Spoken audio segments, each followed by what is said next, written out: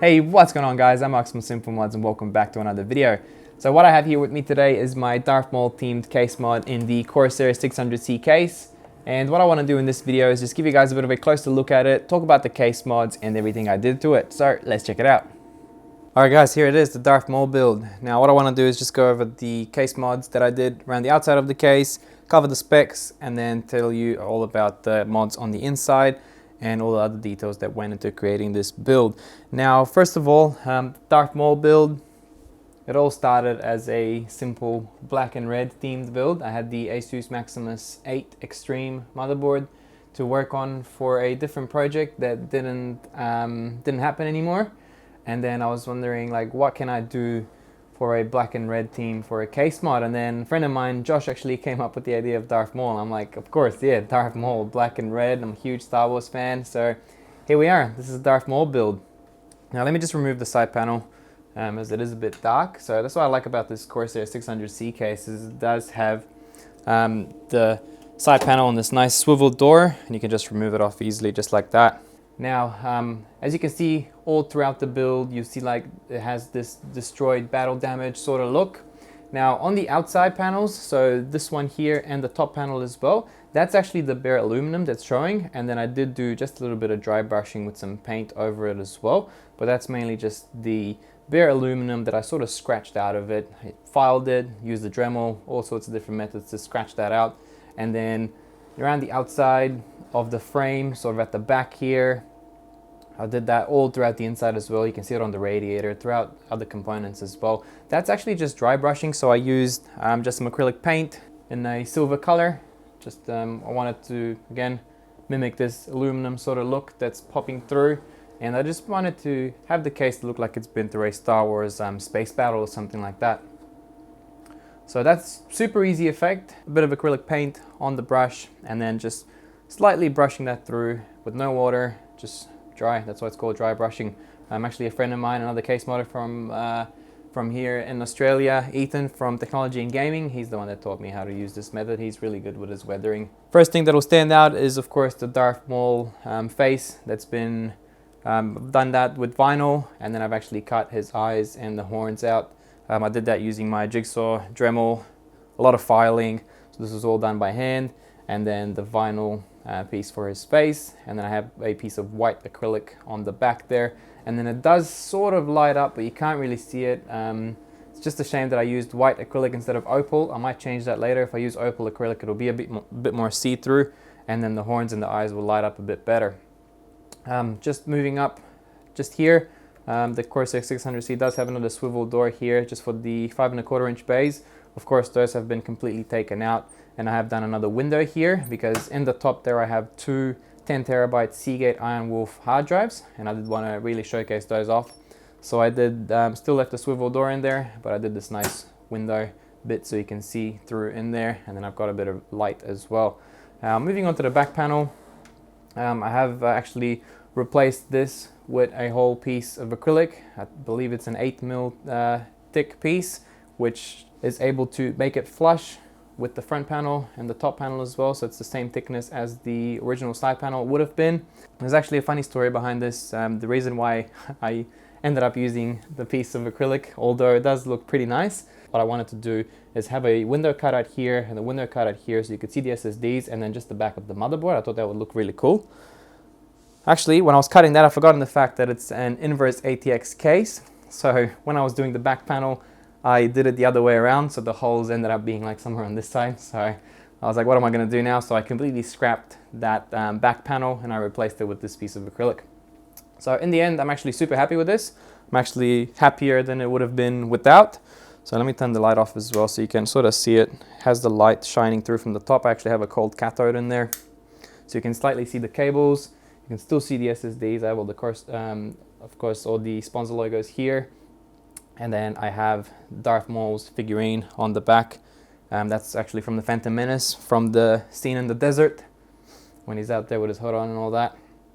And then just moving back to the sponsors here, we have Corsair, ASUS, ROG, Bitspower, Mwave, Seagate, CableMod, and then MedArena. That's Josh, my friend. He has a marketing agency here in Australia and he helps out a lot of the case modders. So again, he's the guy that sort of came up with the theme for me, and he also helped out with some of the sponsorships as he usually does. Now moving on to the top panel. The top panel actually has a cutout as well, and if you're wondering where I got this shape for the top and also for the shape just here on the 5¼ inch bay swivel door, it's actually from Darth Maul as well. So the bit on the top is just here from his chin, if you can see there, and then the bit up here for the window here is just above his nose there. So I sort of just looked at his sort of face tattoos and I was like, what can I do to incorporate it further into the case? So that's what I did on the top, the window there, also the window on the 5¼ inch bay. Another thing that I do with most of my case mods is I remove all of the top panel connectors. So I did have this plate on top here that sort of covers all the connectors that didn't have a cable anymore, so they wouldn't have been used. And what I've left is actually just the fan controller. The 600C does have an integrated fan controller, and then just the power button there. And I use this piece of acrylic just to cover all that. So that's pretty much it as far as it goes with the outside of the case. So we'll move on to the inside. First of all, I just want to go over the specs of the build. So of course I have the Corsair 600C case. I actually did an overview video of this a couple months back, so I'll have a link for that if you guys want to find out more. The motherboard is the ASUS MAXIMUS 8 Extreme, and that's rocking a 6700K CPU. It has 32 gigs of Corsair Vengeance red LED RAM. It has 2 Strix GTX 980 Ti's graphics cards, and then it does have the two 240GB Corsair XTi SSDs on the back. Those are running in RAID 0. And then it has the two 2TB hard drives from Seagate, the IronWold drives in the top. And then all that is running on the Corsair RM850X power supply.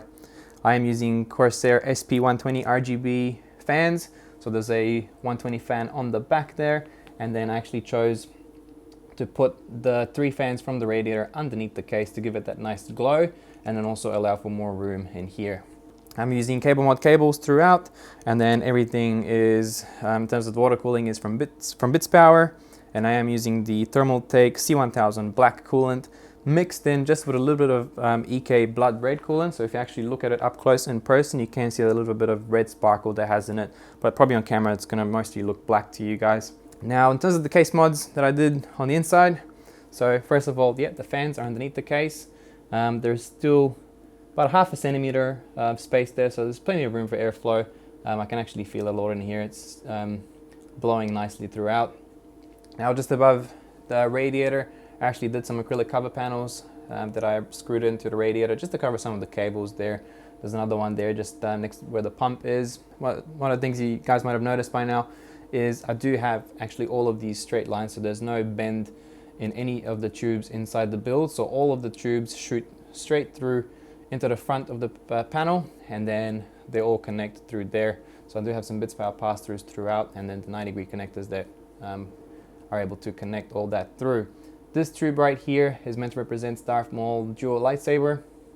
So I actually used this piece of extension. So it's a dual female extension with a couple of just Bitspower C47 fittings pushed through the Bitspower chrome piping. So it's got the nice red chrome piping on, and that's meant to represent Darth Maul's lightsaber. I know there's some people that have said that I could have used either from Thermaltake or from the Noxia. They have those RGB fittings. I just don't like mixing brands when it comes to water cooling, so I always prefer to stick to one brand, whether it's Bitspower or EK, or if I'm using Thermaltake, then I'll use everything from Thermaltake. So that's the main reason why I didn't do that. Unfortunately, Bitspower don't have any RGB fittings at the moment, but I do think that this gives it a really nice look.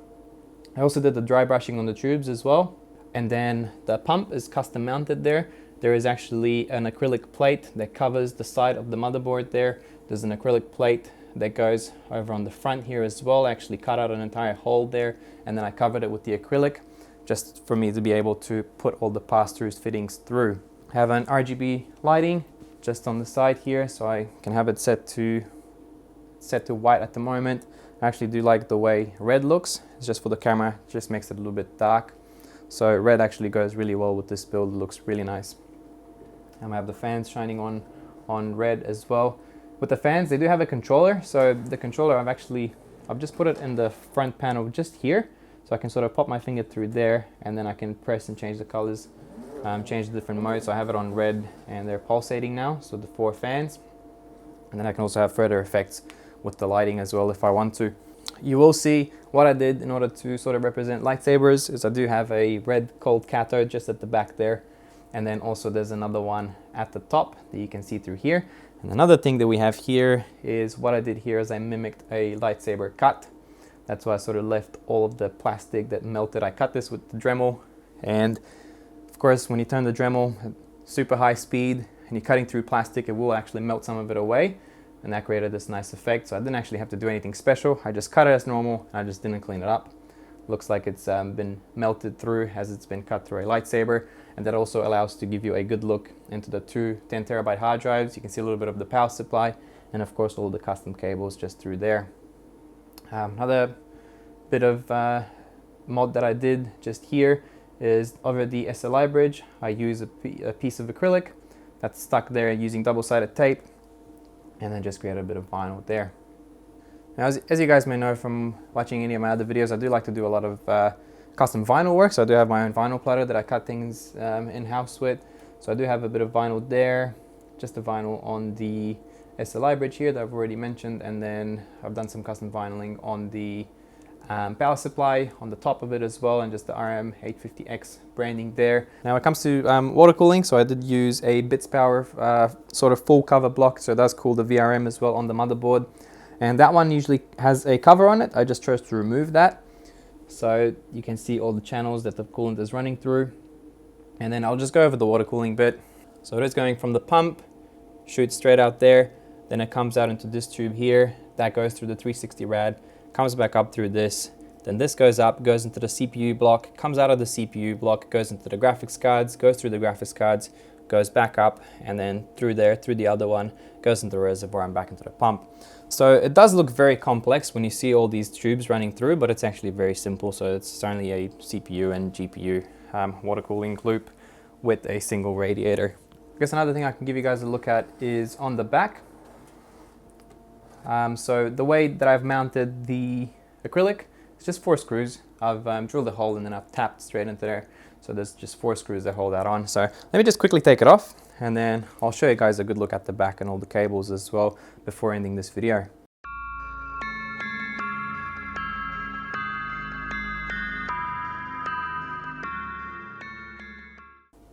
Alright guys, so there's a look at the back. You can see the 2 Corsair XTi SSDs, just a little bit better there. Bunch of cables here. These ones actually go just slightly over the hard drive there. See the Corsair RM850X power supply. Then I have the cold cathode control box just here. And another thing I forgot to mention before is that I do have a switch here, so I can turn off the cathodes. So if I just switch here, you can see the top one there just switched off, so that one can be accessed from the outside. It switches both of them off at the same time. And there's the controller from the Corsair RGB fans. And that one, like I said before, it's just here, so I can reach out in there, can turn off the LEDs, change the colors, change the modes and all that. So yeah, that's pretty much it, guys. Just another thing to mention, if anyone is looking at either replicating this mod or doing something similar to their Corsair 600C case, in order to take off, obviously the panels come off really easily, but inside the plastic panels, because this is all plastic on here and the bit on the top as well, but it does have an aluminum overlay on the inside. Now it does have some metal tabs just on the inside there that you can bend, and then usually it would be able to come out straight away. However, it does also have some double-sided tape that was actually very hard to take off. So what I had to do is I had to heat it up.